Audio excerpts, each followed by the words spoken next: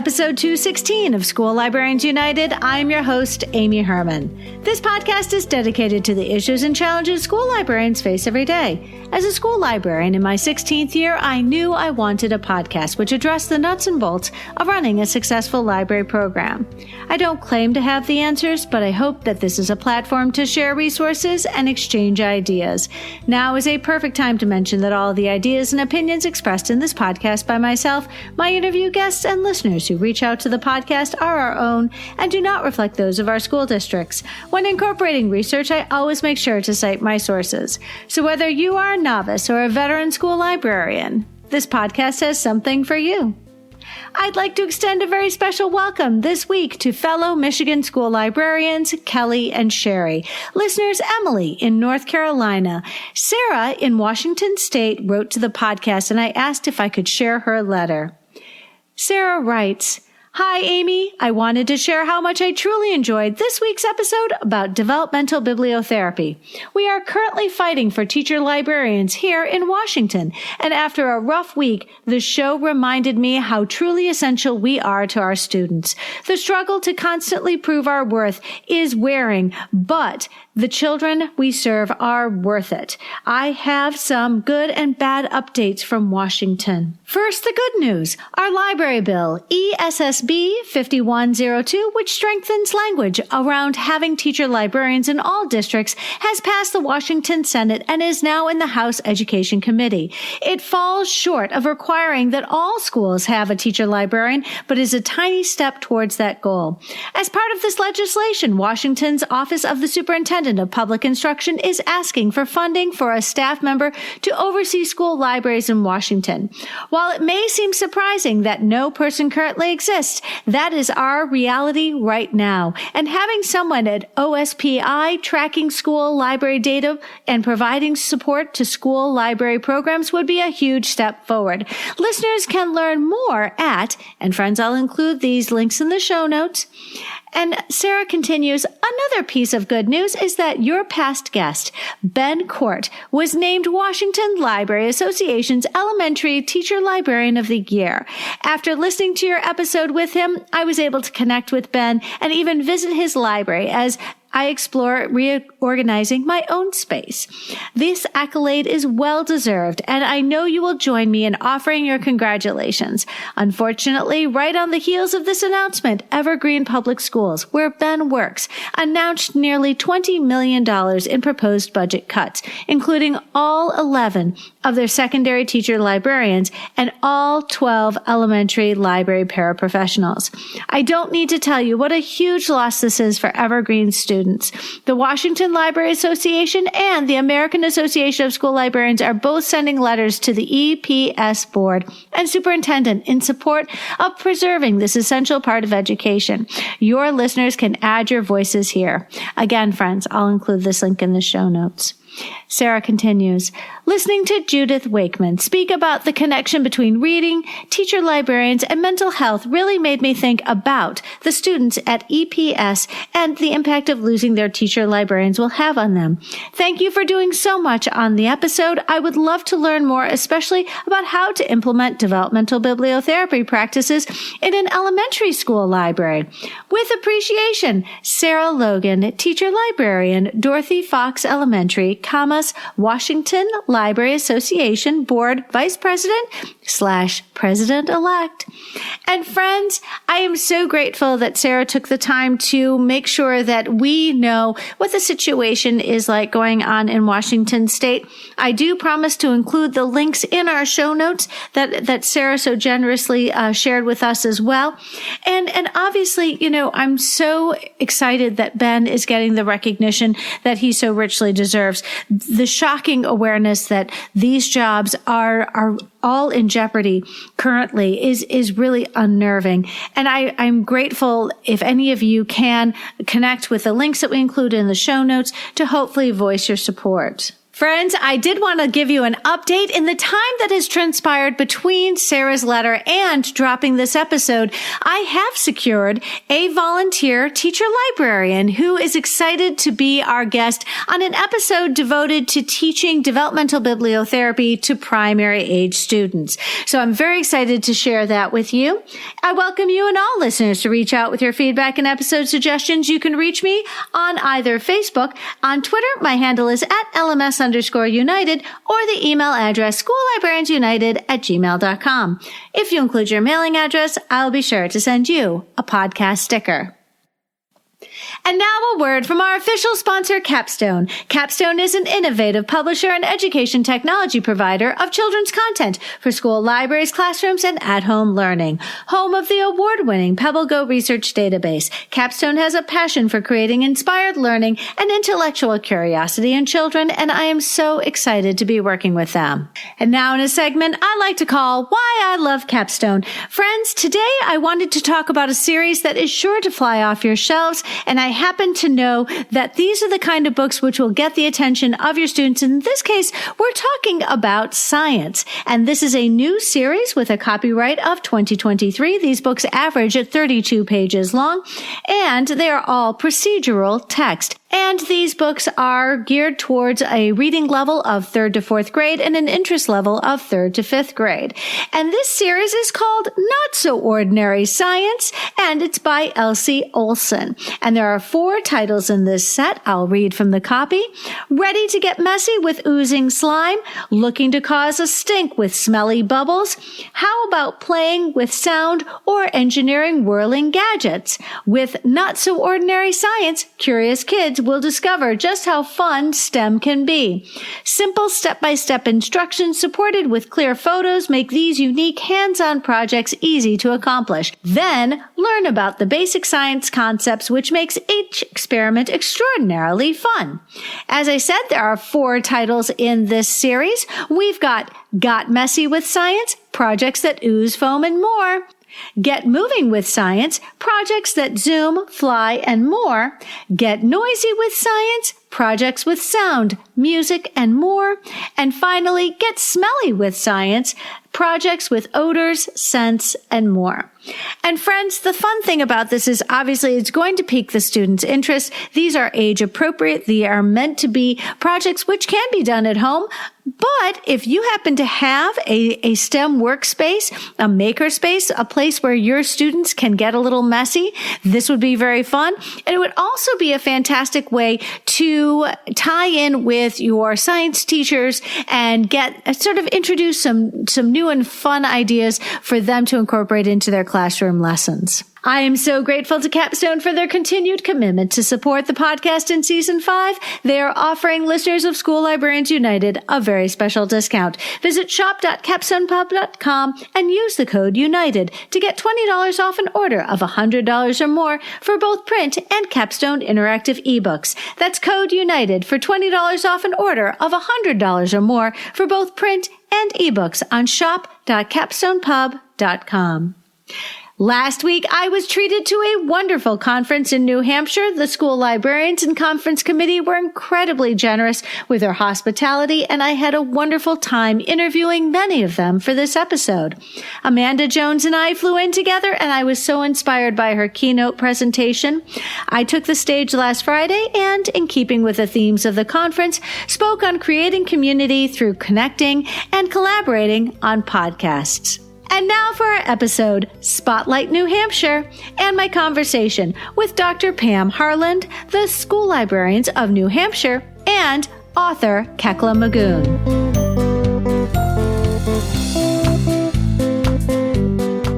Friends, we've got Betsy McCombs. Betsy, I'm so glad you're here today because you are the reason why I am here today.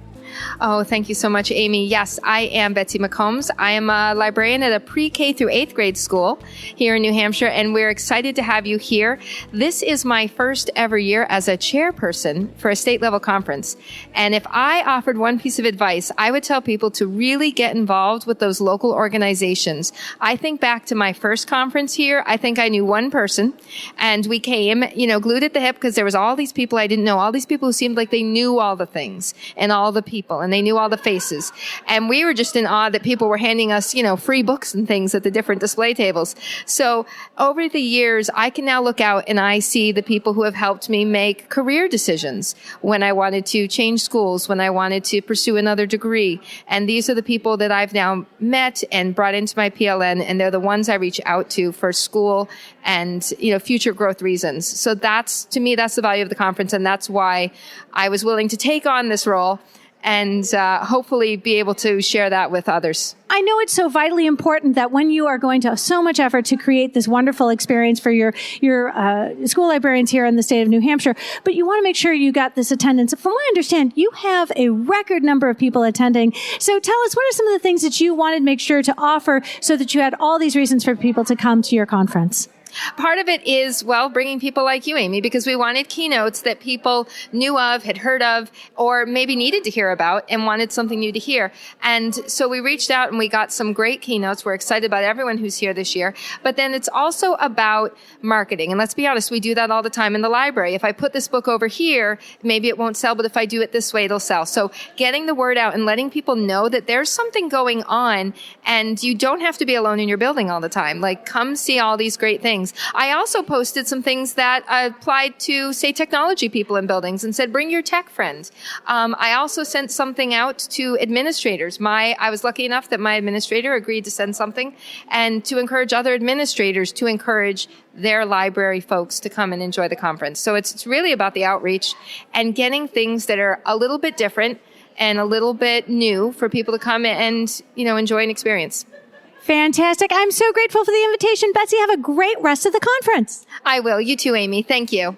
Friends, I'm so excited. We're talking today with Stephanie Charlefort. Stephanie, you and I have never met, and this is in person. So I'm so excited that you're here today.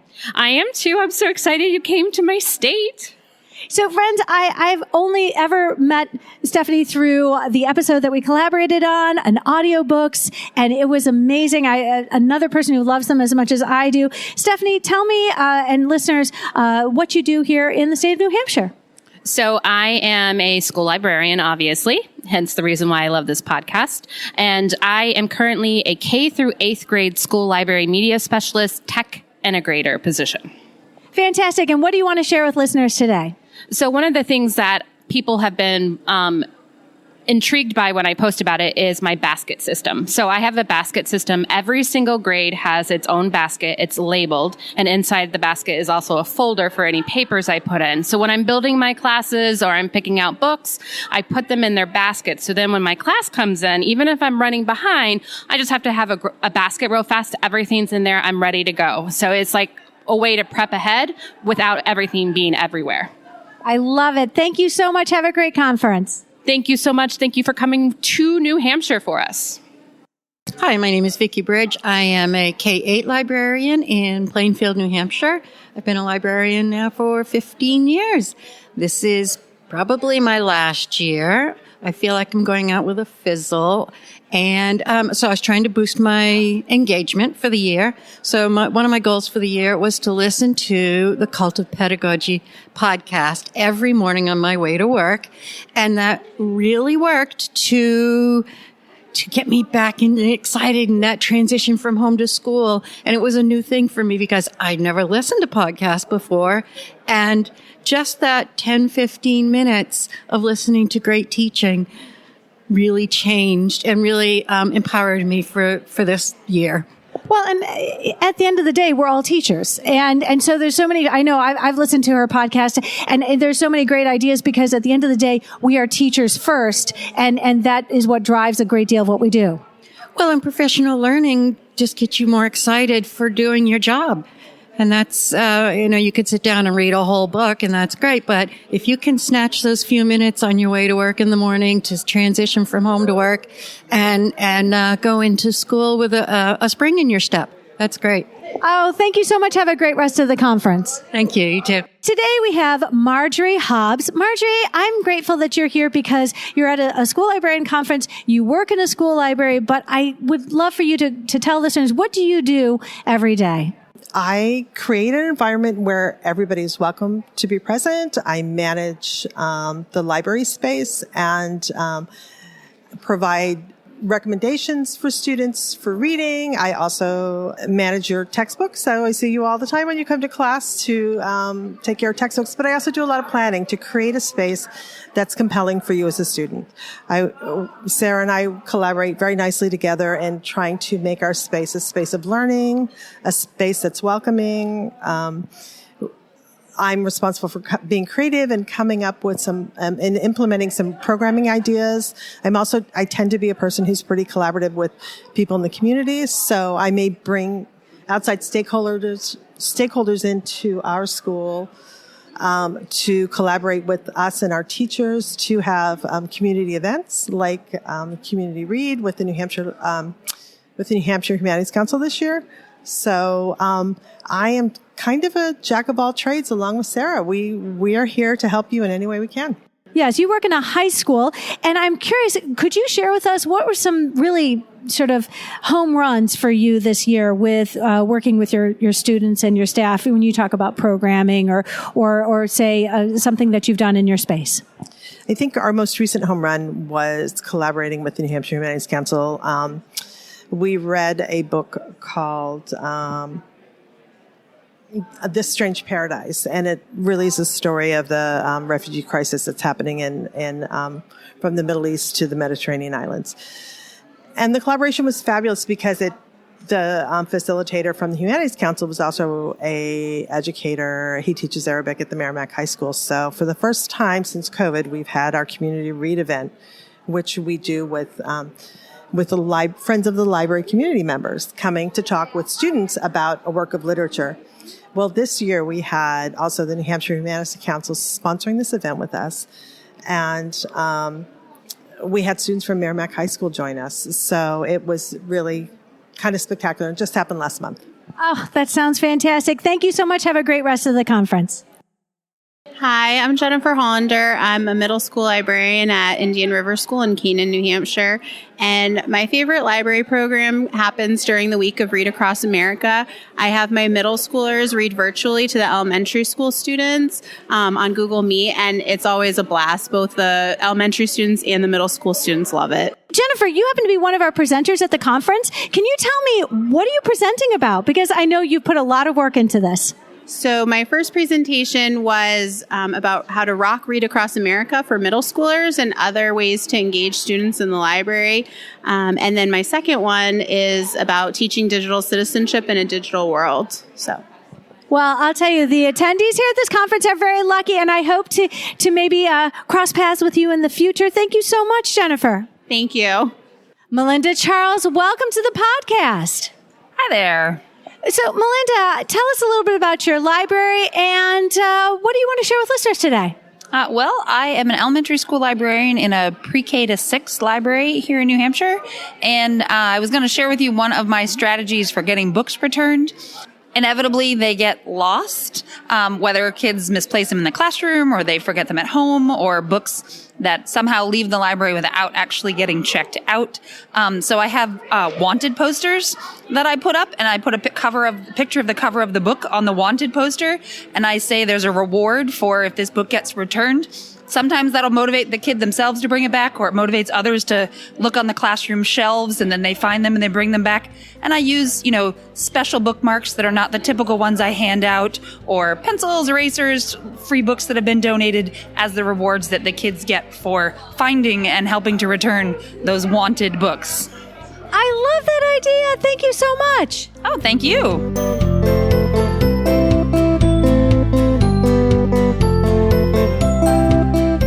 Jackie, thank you so much for joining the podcast. Thank you for having me. My library is Keene High School Library in Keene, New Hampshire, and it's a great place to be. And my favorite library program is book tasting. And during book tasting, we organize the library like a restaurant, And at first we have the appetizer, and the appetizer is actually a book talk of some of the beautiful books in the library. We keep it about 15 minutes, just run through those titles, and we divide it according to the genre. But the actual book tasting, you have tables that are decorated and the different genres are on the table, and a few books from those genres are on the table. And we have a menu, and we have the tablecloth, and we have the placemats, and we let about 3 students go tasting the ebook. And after about 5 minutes, we ring a bell, and they move to the other table, and they keep doing that until the whole class keeps doing that until they have gone through all the genres, and we ensure that we have lots and lots of candies, different flavors as reward for them doing that. So each table they go to, they're able to taste the books by reading the blurb, looking at the author and whatever thing we're telling them to look at. And then while they're there, they can actually eat what we call the centerpiece, which would be a bowl full of candies. So each table they've got that. And at the end, they return the menu to the librarian, and they return which they have filled out with the books that they have rated, right? And the author title and the genre and what they think of the book and the rating. And then they return the bookmark with 3 books that they would love to read from the book tasting to their teacher. So she keeps that. And in exchange, they get more candies. I love it. There's so many ideas to unpack there. What a fantastic program. It sounds like you've done this before more than once. Yes, and they love it. I love it. I enjoy it, and the students enjoy it as well. Thank you so much for joining us. Have a great conference. All right. Thank you. Friends, I'm so excited. We're here with Emily. Now, Emily, I'm so grateful you're here because you are an elementary librarian. Tell us a little bit about your library. Absolutely. So I see about 437 students a week. So I guess it's tiny. But other than that, my library is this bright, warm, and safe space. Lots of wonderful, different choice seating, I guess is a highlight. And then one way that I have really gotten my readers to check out more and more books, which, is hard, is I've started playing video games. And then I have found YouTube videos I'll watch if I can't get a hold of the video game quickly. And I'll talk to them about the video game, have a good conversation, and then recommend books that are similar to whatever they're playing. Okay, so I have to just tell us a couple examples that you might have used recently. Yeah, of course. So while it's totally not appropriate for elementary school kids, I've had some kids play The Last of Us, which is more like pandemic-y, kind of people are dying. And then I translated that to a Laurie Halse Anderson book, Fever 1793, fabulous read, but also talking about this disease that's killing off everyone in the world, and, well, not the world, but mostly Pennsylvania. And they were able to really get into the series just because they had that video game experience. Wow, so meeting your audience where they are. Exactly, that's all I have to do. Okay, so I want another example, please. What's another example that you've been able to connect video games with the books in your collection to promote reading? Yeah, of course. So, most popular probably right now is Call of Duty or Halo, those sort of type of shooter games. So when I hear those, mostly with my upper grades, of course, I'm not going to suggest this to a little one, but I'll show them the Alan Gratz historical fiction line. Lots of guns, lots of violence, but they love it. They eat it up. Fantastic. I hope you have a great rest of the conference. Thank you, Amy, and I hope you enjoy your time here. Friends, I am so excited today. We're talking with Maureen. Maureen, I can't wait for you to share with listeners what you just told me a few minutes ago, but tell us about your school first of all. Hi, I'm Maureen Kiesel. I'm the librarian at Main Street School in Exeter. It's a K-2 school. And this year for grades 1 and 2, I started something called Reading Recess. So basically, every classroom had one day a week that they could come into the library during their recess time and just enjoy reading during recess. Well, and given that we're in New Hampshire, winter can be that's a cold time outside, and you know what? There are a lot of kids who would be like, no, I'd rather go sit in the library. Can we just sit and read? Because I'm sure that when they come to your space, a lot of times you have a lesson that you're teaching, and your time in there is so planned and structured. But tell us a little bit more about this. Yeah, so a lot of students, I started this right when winter started, and a lot of students, for whatever reason, didn't want to put on their snow pants and their boots, and they were kind of just standing on the hot top at recess. So I made up a schedule, and like I said, every student's class had 1 day a week that they could come in. And so I had about 3 or 4 classes together, but it was usually just about 20 to 25 students that would come in, and they would either bring their book, so they'd get a book at the library, and they would sit and lounge around the library for their 25-minute recess and just read and relax. You've got to be an absolute hero, because you're right. There are always students who don't want to go out to recess, and they'd rather come and spend time with you. I imagine this has done a lot of good for your circ stats. Yeah, the students love it. The teachers love it. The students, there's a smaller group out at recess, there's a small group in the library, and it's just overall made like a tighter school community. Do you plan to do this when the weather improves and it becomes sunny out? I mean, you set a precedent, so are you ready to do this all year long?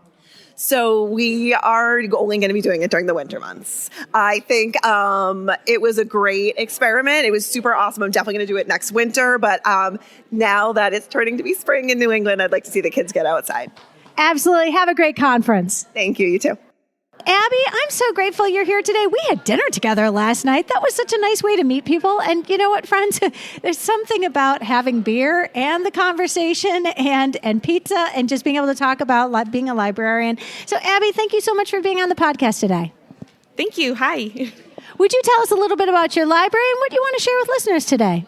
Sure. I'm at a grades 4 through 6 elementary school in southern New Hampshire. It's a very rural town.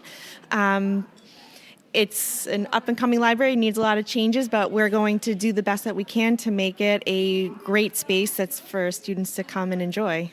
Wonderful, wonderful. It's not, it's not a sprint; it's a marathon. We're here, and Rome wasn't built in a day. We want to make sure that we're going to do the best for our students, and it does take time. Also takes money. So, what do you want to share with listeners today? So, this is actually my 3rd library that I have worked in, and in my transitions, the most important tool that I have learned is building the relationships with the students and the community first, and especially if we want to have a successful library space. So in my trainings, I have experience with responsive classroom management training, which is a really effective tool that you can look up online, as well as RJ circles, and some mixed with some power teaching tools. All 3 of those that I just mentioned, you can find online as resources, and not one I think is the best strategy, but I find that using all of them has helped me to be closer with the students, building those relationships, and in turn has helped me connect them with the books that will meet their needs. Well, and you mentioned restorative justice. So, I'm curious, how did your district give you that opportunity to do that deep dive? How did you learn about how restorative justice applies to the school library? So one of the schools that I worked at, that was their initiative, was to do restorative justice circles. So we did have training in that and opportunities to practice in it. And I have found it really useful, especially with some challenging moments with my older grades, because we know how much we love them and they love to push boundaries. But using the circle technique has helped me to bring them together and unify them with values, as well as respect amongst each other. So when they come to the library, it still remains a safe space for them as well. Abby, I hope you have a great rest of the conference. Thank you so much for joining us today. Thank you so much. It's nice to meet you too, Amy.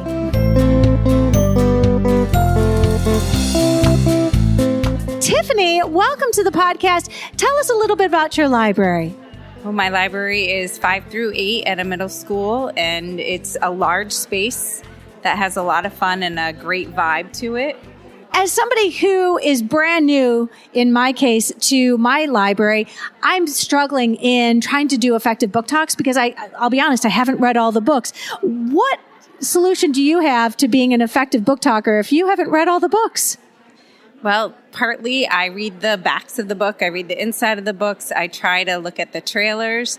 And then I also use a lot of the different journals that are out there for teachers and librarians. And then I just fake it. And if I talk well enough and I read it to them at the same time, they believe I have read it. I love the fact that we don't have to have read every single book to be an effective book talker. But, as a middle school librarian, what are some home runs for you when it comes to getting kids excited about books? We do different bulletin boards. We display books. We read the books to the kids. We talk them about that this is a new author. This is an award nominee. This is an award winner. And that in itself piques some interest. And when you do it large group and you say this is brand new to the library, then many of the kids will fight over it. Even if they weren't wanting to read it, they're going to read it because they wanted to get it over another student. So I love anytime we can get students excited about reading because their friends are excited about reading. Tiffany, I hope you have a great rest of the conference. Thank you so much. It was nice working with you. Hattie, welcome to the podcast. Tell us a little bit about your library. Well, my library is a kindergarten through fourth grade library. We have approximately 28 classes a week, so it's a very busy place. And my school is based on the responsive classroom model. So we spend the first 6 weeks going over routines and behavior and really getting them used to that space. And then it just kind of works out for us. Do the work in the beginning. Well, in classroom management, when it comes to teaching our littles, somebody compared it to herding cats. You're a pro. What would you tell somebody who's trying to get better at working with our littles? I think the best advice I've gotten lately is teach the students you have. So everyone's talking about the students coming back from the pandemic. They're the students we have. Be patient, be consistent, and be respectful of who they are. Fantastic. Now, let me just ask, since you're an elementary librarian, what are some home runs you've hit recently with your students when it comes to getting them excited for reading? I read a book called You Say Ooh, I Say Ah. Or maybe that's the opposite way, but it's by a man named Kane, last name Kane, Kane, and it's a response book, and the kids just loved it. They were so into the book, and it was really a wonderful experience. Fantastic. Have a wonderful rest of the conference. Thank you so much, and thanks for being here. Friends, I'm so excited. Michael, you and I have been email friends since September of last year when you invited me to come to your conference. I feel like it's been much longer than that we've become very close. I don't know what I'm going to do if I can't email you going forward. Well, and that's a nice thing. When you make friends through the podcast, we all become part of our virtual PLN. And so I got to come here and meet all the amazing school librarians in New Hampshire at this lovely conference. You are the reason. You are the invitation. And you had the inspiration to bring a school librarian to come and speak at your conference. So thank you so much. So tell us a little bit about your library and what would you like to share with listeners today? So I am a librarian in Seabrook, New Hampshire. We have a tiny little library, but it is like a place of love for us. Everyone's just so welcome there, and we make the best of our tiny little space. My goal this year and every year has been I sort of am thinking about Pam Harland, who's also here at the conference, and her words that she passed along as librarians do from another librarian, is that this vision of trying to make the library less of a grocery store, more of a kitchen laboratory. And I know I haven't arrived there, so I'm always trying to figure out how to do that for our students. I want it to be a space where it's messy and they're creating and thinking and sharing and collaborating, and less of checking in and out. And that's just a goal that lives with me. Her words are in my head all the time and just trying to make those shifts. And so any help with that is always what I'm seeking. God, I want to know more. I'm hoping if you have a resource or an article that you can share with me, then I will put it in the show notes. But this idea of our library being a kitchen, can you tell us what kinds of things would happen in your space if it were more like a kitchen? So pre-pandemic, I had the fourth graders in our school who are our oldest students. I'm pre-K through 4. Thinking about just re-envisioning the library. And so they kind of came up with these categories. There were kids who were curious about the world, kids who were engineering, tech, just passionate about that, kids who loved the natural world. And so we thought about what would that part of the library look for you? And it was very much, in their opinion, those book resources, but hands-on. I want to be able to create and make. and see and do in that section. So even down to the natural world, kind of like they wanted a grass carpet. They wanted it to feel very much like all the tools that they needed to explore their curiosity and their passion. That's what it looked like. So, and then the pandemic happened. So coming back to that is where I'm at. So how do I? Well, and I think this is about, obviously a lot of us, our momentum was interrupted, but the fortunate thing is that we have the power to make that difference in our space. Absolutely. And as tiny a space as mine is, that can't be the barrier, right? Like, how do I make that happen for our students? Clearly, that's what they want. So. Well, I think now that you're done, planning this conference and being part of the reason why all of us are here celebrating school librarians in New Hampshire, you'll have some time on your hands. I'd like to think so, but being here, it's the ability to really connect with others who are here so they can help me sort of see that vision through for our students. Thank you so much for inviting me to be here, and I look forward to connecting with you moving forward. I'm so grateful that we can stay connected. Thank you for being here. Hi, I'm Audra. I am from New Hampshire, and I teach elementary school K through 4, librarian. So what do you want to share with listeners today? So we have a kind of a goofy schedule at my school. We have this block that's a PLC block that they call Flex Block, and some of us call it advanced babysitting sometimes. But I try to do something different because we have them in 7-week rotations. So with my third graders this year, we had just gotten our Gale Elementary in context, and I really wanted to expose the students to that. So I try to do some author studies, but I try to do author studies that are not typically done in the classroom. This year, I picked Steve Jenkins for my third graders. So we explored Steve Jenkins' books. They explored animals using Gale in context, and then they each had to choose an animal, write a 3 or 4 sentence description of the animal, and then create the animal in collage. And we made classroom books, and they are amazing. Can I ask, do those books get shared around with the other students so they get to see each other's work? They will. That's the plan, is once I get everything all put together, I'll catalog them and then allow students to check them out.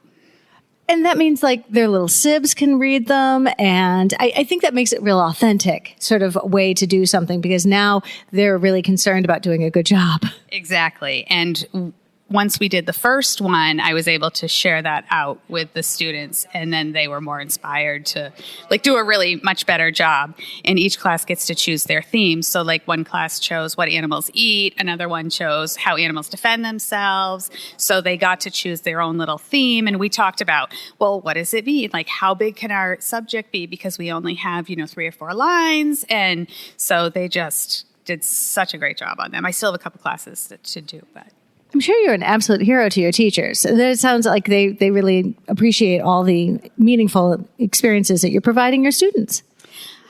I think they do, unfortunately, because I have a fixed schedule and I teach 6 classes a day. We don't get a lot of time to share that stuff out and collaborate and do those kind of things. But for my goal, I wanted them to be able to use the resources in an actual, not in a vacuum. I wanted them to use it in an authentic way. So having them create something and have a little bit of a looser kind of project where they had creative control, but also there were parameters and guidelines really helped it be successful. Well, and also use of your databases, because in order to justify having them, you have to show that students are using them. Right. And with me pre-teaching them, our third grade is starting to go into a biography unit. So I was able to share these with the third grade teachers and share the database information. So now they're going to jump into using the database for their next project, and the kids already have the exposure to get going with it. And they have their librarian to thank for it. My goodness, have a great conference, and thank you so much for sharing. Thank you so much.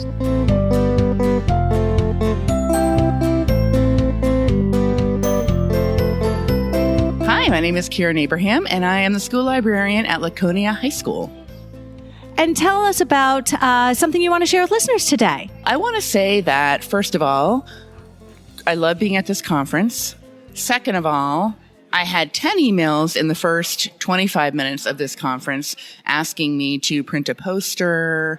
I can't get this. I can't get that. So I just want people out there to know that when we're not there, we're really missed. So if you think that your librarian does not do a lot during the day, you're not seeing the behind the scenes. I was answering emails that very night. They're like, I know you're going to be gone, but can you do this? And absolutely. And being missed is an important thing because all of a sudden the person who does those jobs isn't here. Correct. And I think that a lot of what we do is behind the scenes and everyone doesn't see that. And they say, oh, well, you're not sitting in a classroom. You're not doing this. You're not doing that with the students every day. But what we do is a million little things that nobody ever sees. Well, and now nobody ever sees, but also nobody ever does because we tend to do some of those things that are only given to one person because we happen to be some of the most reliable and consistent people in the building. Right. I don't know about all of you, but if I wasn't there, the staples in the copy machine and also any toner in the building would not get changed. Friends, I feel seen. Karen and I have just met, but I feel like we have lived the same life. Exactly. I think we all feel that way. It's so nice. That's why it's so nice to be at a conference like this because you get to talk to people who are going through the same thing every day. And it's just validating. Have a fantastic day at the conference. Thank you. You too. Hi, good morning. I'm Beth, and I'm an elementary school librarian in New Hampshire. Something that we invented in our library is called the Not Yet shelf. It's for kids who have forgotten to bring their book back on library day. We noticed that a lot of younger students especially have a lot of things outside their control that mean they just can't bring the book back on any given day, whether they're between different places or, new baby in the house, etc. So we said, all right, everybody gets to browse. Everybody gets to get in the checkout line. When they come up to the counter, they tell us, this is for the Not Yet shelf. We put a sticky note on the front of it. We put a hold on it in Destiny. We save it for them. And then the next day or the day after, whenever they want, they bring back the old book. We swap for the new book. The classroom teachers are on board with it because it's a really fast turnaround. They've already browsed, so all they need to do is come swap. And we found sort of an additional bonus is we actually chase a lot fewer overdue books because once they've invested in something new that they want to read, they're much more incented to go find it and bring it back to us as soon as possible. Well, and I love that the responsibility is on the student to do this. This isn't about, ask your parents, No, this is an accountability thing, but it's also teaching them important life skills. Yeah, we actually send home a little reminder, so everybody's leaving the library with something in their hands.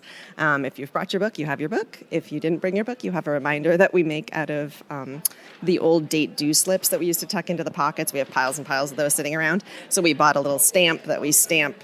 It just says, remember your library books. And then it has a little ribbon on top that they can tuck it in like a little bookmark to their planner or their take-home folder. They can tie it to the outside of their backpack just so somebody at home sees it and helps. Like, what is that for? Oh, right. And then they bring it. Where was this when I was teaching elementary? I swear. Thank you so much. I hope you have a great conference. Thank you. Friends, I've been talking to school librarians all day, and I'm so excited because we've really been able to form some of those support networks. But another source of support for school librarians is the indie bookseller. And I have been fortunate to have one across the hall from me. And I wanted to make sure that I talked to Jill Sweeney-Bosa about how indie booksellers and school librarians can work together. First of all, Jill, tell us about your store and tell us a little bit about the neighborhood and how long have you been in business and what kind of books do you provide to the community? Yeah, Amy, thanks so much for the opportunity. So I am from Water Street Bookstore in Exeter, New Hampshire. We've been in the community now for coming up on 30 years, I think. And for the last 9 years, I've been specializing in kids lit. So I'm a bookseller and buyer for children's books and also the events planner for children's activities and for school author visits and anything kid related in the shop. That's my jam and I love it. And so we are super fortunate to be in a community that is always on the lookout for the next great book. And they're also looking to support us. And because we're able to forge these lovely community connections, it means that a lot of books are getting into the hands of a lot of different kids and families. And I just got to say, librarians are my rock stars. So this is my first opportunity ever working a librarian conference. And it's been amazing because I'm talking to people who know this material deeply and they want to look for ways to connect with their students. And so I've had some great conversations today about letting folks know that you can reach out to your local indie or to me at Water Street Bookstore, and we do our best to get books to you. So we do discounts for if you get like one single title or less than 5. Folks can get a 15% books in public places discount for something that's staying within the library. Orders of 5 books or more get an automatic 20% discount. But then sometimes when I have author visits come through, we can do bulk orders and get an even deeper discount. But the thing that is most exciting for me is being able to bring authors and illustrators into schools. And I'm able to do that at no cost to the schools because I work directly with publishers. And it is so much fun. It's the best part of my job. And so it means that the school doesn't have to worry about scrambling to find that funding. So I just want to let folks know that reach out to your local indie. We love working with schools. We can do POs, so easy to get orders in. My store does delivery, free delivery, so there's no shipping and handling charges. And it doesn't matter if it's a small order or if it's a big one. We're really excited to make those connections with librarians. And so it's been wonderful. And today, listening to, people walking up with such a great vibe, and it's been really fun. Well, I know that especially in the sort of wake of the pandemic, a lot of complaints have been with large companies which have a supply chain issue. They talk, supply chain issue. Your display is gorgeous. I don't sense that you have a supply chain issue.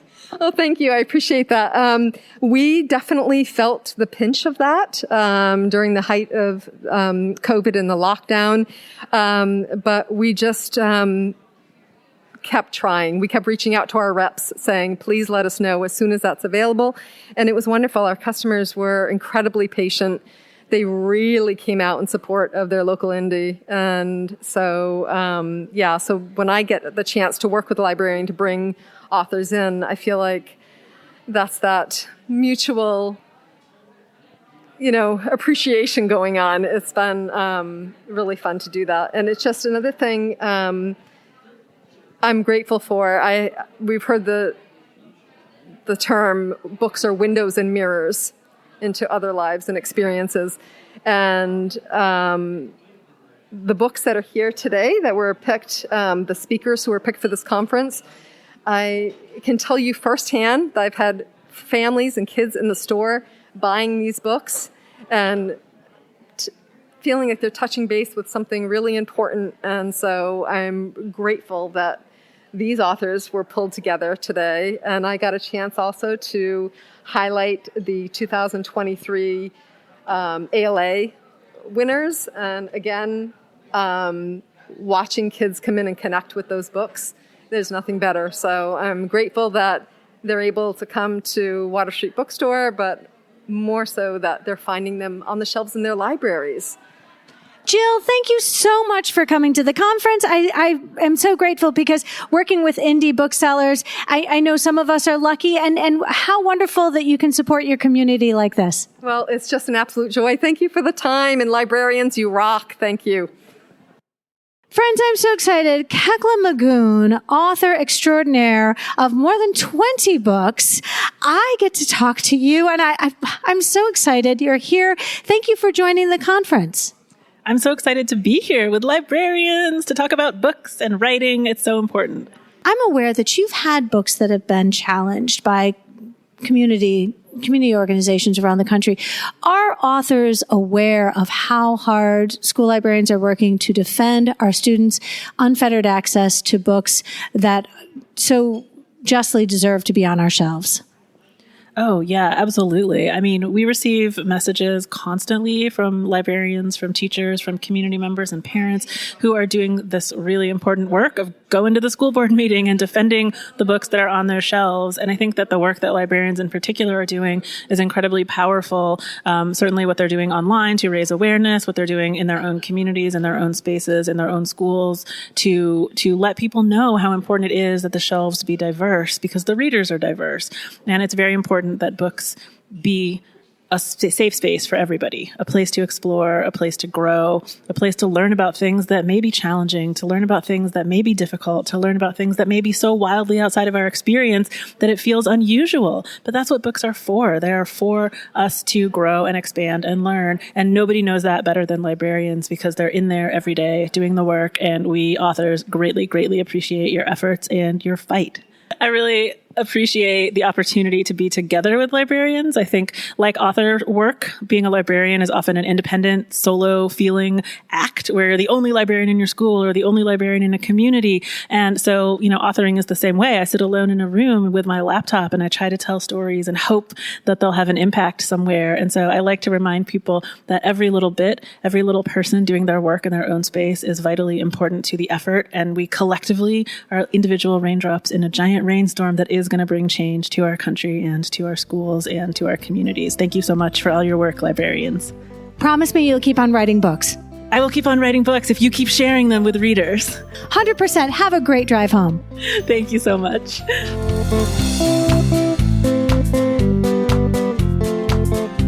Dr. Harland, thank you so much for joining the podcast. Oh my goodness, I am thrilled to be talking to you. I have assigned so many of your podcasts to students in our program for years, so I really appreciate being here.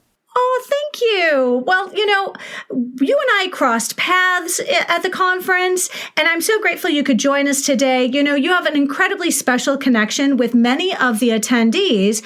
Could you please elaborate? Well, as your listeners know, school librarians are the nicest people in the world. Also, some of the most fun, most generous people that I know. I always knew that I wanted to be a librarian. And once I got to grad school, I went to Drexel in Philadelphia in the mid-1990s. I was so excited about working with technology. Because of that time, it was the infancy of the internet and online databases. I studied competitive intelligence and the early days of artificial intelligence, systems analysis, and online database user experience. I imagined I would work in the business world because they had access to really cutting edge technologies. My first job was at the Federal Reserve Bank of Boston, where I was a research librarian, which was exciting. I was surrounded by cool technology, but I did not find that work very rewarding. And after a few years working there, I was recruited by a couple of teachers I knew into the world of school librarianship. And there I found my people and honestly, my sense of purpose. I could see the difference I could make with my colleagues and, of course, with students. I worked in school libraries in middle schools and high schools for 20 years and started serving on the New Hampshire School Library Media Association's board early on in my career.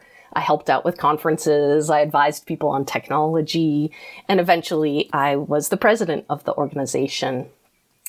That's when I started making connections with librarians across the state, especially with Susan Ballard. She was the past president of the American Association of School Librarians. She was from New Hampshire, and she has been my mentor since I met her at a conference in the early 2000s. She inspired me that I could do even more than being a school librarian. And she introduced me to these librarians around the country. She brought me to national conferences, and I got to meet Judy Morellian and Carol Gordon and Joyce Valenza. And my thoughts were either to consider running for national office like Susan Ballard, or to begin working on my own doctoral work like Drs. Morellian and Gordon. And in 2016, Plymouth State University posted a full-time faculty job looking for a program coordinator of the School Librarian and Digital Learning Specialist MED program. I applied for it and I got it. And holy smokes, after 20 years of having fun working in school libraries, I have the opportunity now to teach others how to do it. I feel like I'm home now. This position has really allowed me to work with so many new librarians, helping them to prepare for the work. And I also can work with all of these old friends, people I've known for so long, as they get to serve as mentor librarians to help prepare new librarians. So I feel really lucky to have this job and to get to work with all these people in New Hampshire and all over New England and even beyond. Well, and it was fun because I met some of your students and I was like, oh, no kidding, your professor's here. And they were like, oh yeah, over there. I was like, oh, that's so cool. So can I ask, which classes do you find especially rewarding to teach? I've taught most of the classes in the program, but not all of them. My favorites are, I teach a class called Leadership and Management, which is the first class in the program where we talk about ethics and legal issues and advocacy, and they create long-range strategic plans for a school library program where they include a collaborative vision and mission statements and a budget. I also coach these new candidates on their professional writing, APA skills, professional dispositions, and I get them ready for the other classes in the program. So it's been fun for me to see these new candidates take their first class, knowing very little about what a school library is, how it works, what a librarian really does. And then at the end of the semester, they have this big plan in place for running their own library.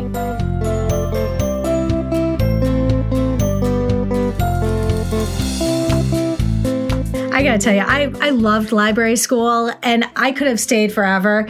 You know, one of your former students shared with me the idea that you described our spaces ideally as kitchens. And I'm hoping that you can elaborate. Yes, I would love to elaborate on this. It was 2008 when I heard Joyce Valenza speak at a national conference, and she shared this metaphor that she first heard from the brilliant librarian Joan Fry Williams. The idea is that we need to stop thinking about libraries as a store where students come in to make a transaction for some information. They come in and say, I need a book on the 1920s. And we say, here are the books. Here's how to check it out. Goodbye. Instead, we need to think of our spaces as kitchens, where students come in maybe with the intention of that information transaction, but instead of providing them with the store model, they have access to a kitchen where they have ingredients, the resources, supplies needed, the space to complete an entire project, fellow students and teachers to collaborate with, and a school librarian as an expert guide to support them throughout. So when a student comes in and says, I need a book on the 1920s, we now say, you must be working on your U.S. history video project with Mr. Blaze. Here are the books. We also have curated some digital resources over here. Let me show you our green screen and recording equipment. Oh, look, these students are also working on their 1920s projects now. Let any of us know if you need help with any aspect of your research or your project. So that's kind of that kitchen metaphor. I love it. I sometimes use the word triangulate because I know how to connect those dots. And sometimes it's a teacher or it's a student or it's a staff member or it's working with and putting all those together and connecting them because the one thing they have in common is me. Yeah. You are the connector. That was a big finding that I had in my doctoral research was librarians as connectors. Your Twitter bio says, once a librarian, always a librarian. More than a few of my listeners are currently working on their doctorates. So what inspired you to make the move into academics?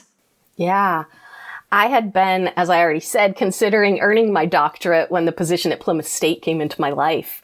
I initially wanted to better understand how to read a scholarly research study and fully understand it. Like, what do all those statistics mean? What is the difference between qualitative and quantitative? And my Plymouth State colleagues in the other educational leadership programs, like they were the professors in the principal, superintendent, curriculum coordinator programs. They also taught in the doc program and provided support for my doctoral work. I had for a long time been thinking about how we need to be leaders in our school.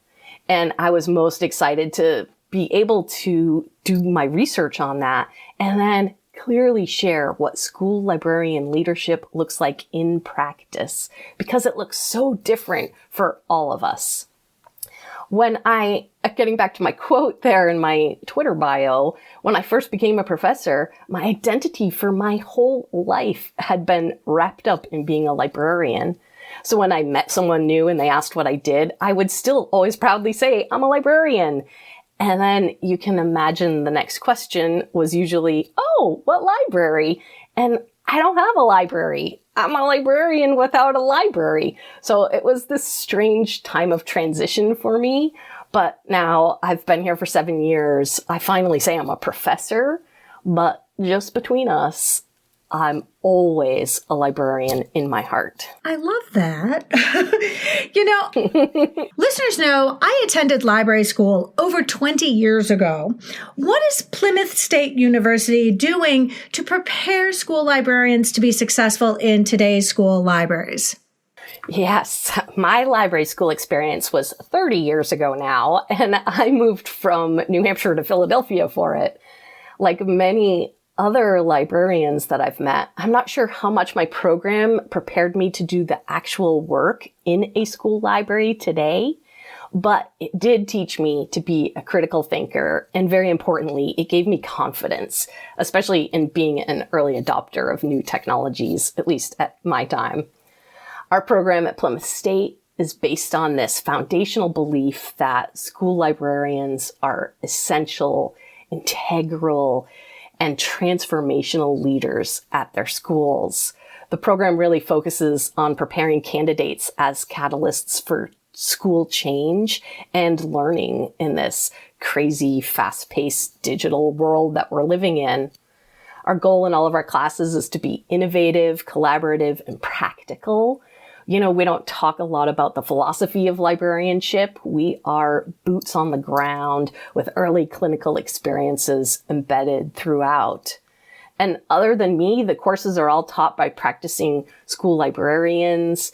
We have a principal who teaches the class. And it's just been a really fun experience for us to teach in the program and to meet all these new librarians. I just want to be a student now of yours. Listeners are looking for online certificates and degree programs. Is that something that Plymouth State University offers? Yes, our program is 100% online, but listeners should definitely check to see their state requirements before applying. We primarily work with candidates from northern New England, so Vermont, Maine, and New Hampshire. But we do have candidates from all around the world. We currently have one in Egypt, so it's been fun. And friends, we'll make sure to include a link in the show notes to Plymouth State University's library science program so that you can take a look for yourself, because I've learned so much in doing so. Dr. Harland, you've been incredible, and thank you so much for taking time out of your weekend. I know the recovery of being at a conference and then coming back that Sunday, we've got to be selfish. Would you let us know how we can reach out to you or follow you on social media if people want to contact you? Sure. I'm on Twitter and Instagram at Pam Librarian, on both. That'll be fantastic. Dr. Harland, thank you so much. And I wish for you the very best as we go into the springtime. And I imagine that your calendar is going to shift a little bit, and along with the weather. Thank you, Amy. It was just a delight to talk to you today. Friends, be sure to check out all the fantastic resources in this week's show notes. If you found this episode helpful, please share it out with your team, your PLN, and on social media. Be sure to follow on your favorite podcatcher so you'll never miss an episode. And if you really like listening today, consider leaving a review wherever you listen to podcasts. Reviews help others find us. One last friendly reminder, friends, I encourage you to take advantage of Capstone's generous $20 discount off an order of $100 or more using the code UNITED. The topic of our next episode will be Battle of the Books and my conversation with Erica Huckabee. I hope you will tune in.